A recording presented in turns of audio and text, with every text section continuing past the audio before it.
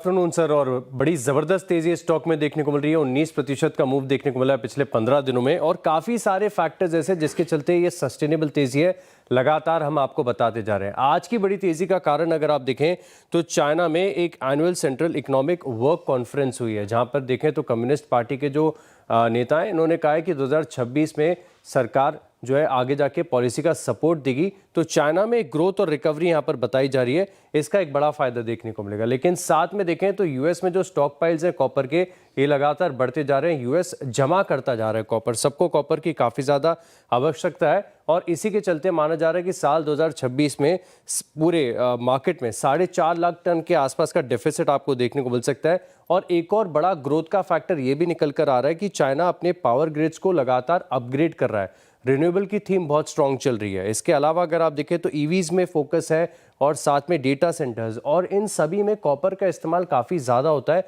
इसी के चलते डिमांड सर्ज है और सप्लाई उतना मैच नहीं कर पा रही। इसी के चलते हम देख रहे हैं कि जो स्पॉट में कॉपर की कीमतें लगातार रिकॉर्ड हाई पर चल रही हैं। कल भी बड़ी तेजी आई थी, और इसी का रिफ्लेक्शन आपको हिंदुस्तान कॉपर में नजर आएगा। लेकिन एक और बड़ी खासियत हिंदुस्तान कॉपर में आउट परफॉर्मेंस की ये भी है कि ये पूरी तरीके से इंटीग्रेटेड कंपनी, यानी कॉपर में तेजी को प्ले करने के लिए सबसे बेहतर स्टॉक ये है। इनके पास आप देखें तो कॉपर ओर्स के साथ पूरी रिफाइनिंग, फिर वैल्यू एडेड प्रोडक्ट्स, पूरी जो है पाइपलाइन है, और इनकी जो क्षमता विस्तार के प्लान है बहुत शानदार है। ये अपनी क्षमता लगभग 3 गुना करने जा रहे हैं। 4 मिलियन टन पर एनम से FY31 तक करीब 12.2 मिलियन टन पर एनम ये कर जाएंगे।